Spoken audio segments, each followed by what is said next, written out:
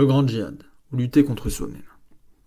Grâce au nom de Dieu, le tout miséricordieux et très miséricordieux. Une année de plus de notre vie s'est écoulée.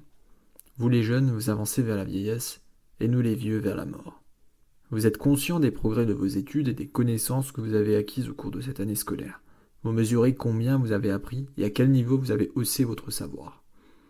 Et en ce qui concerne l'amélioration morale, l'acquisition de comportements conformes à la loi divine, les connaissances spirituelles et la régénérescence de l'âme, qu'avez-vous fait? Quel progrès avez-vous accompli? Avez-vous seulement pensé à vous amender et améliorer?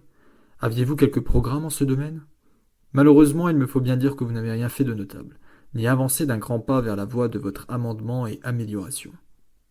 Du déclin de l'éthique dans les séminaires. Les séminaires de formation des clercs chiites, Hausa, ont besoin que, parallèlement à l'étude des disciplines religieuses, on y enseigne et acquiert les disciplines morales et les connaissances spirituelles. Il doit s'y trouver des guides spirituels, des directeurs de conscience et des séances d'exhortation et de conseil éthique. Programmes de formation morale et d'amélioration, classes d'éducation et d'amendement de soi, enseignement de connaissances spirituelles qui constituent le principal objectif de la mission des prophètes, que la paix soit avec eux, doivent être répandus et ouvertement dispensés dans les séminaires. Malheureusement, on accorde trop peu d'attention dans les centres de sciences islamiques à ces disciplines si nécessaires et indispensables.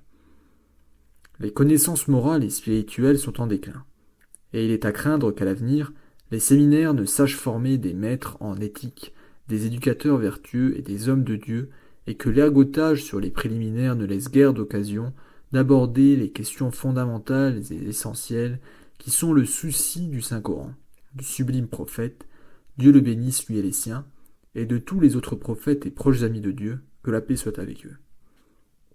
Il serait bon que les grands docteurs de la loi et les enseignants de haut rang, vers qui sont tournés les regards de la communauté savante, s'emploient durant leurs cours et séminaires à former et amender les personnes et s'occupent davantage des questions morales et spirituelles. Quant aux séminaristes, il faut qu'ils s'efforcent de s'amender eux-mêmes et d'acquérir les vertus, et qu'ils accordent de l'importance aux graves responsabilités qui pèsent sur leurs épaules.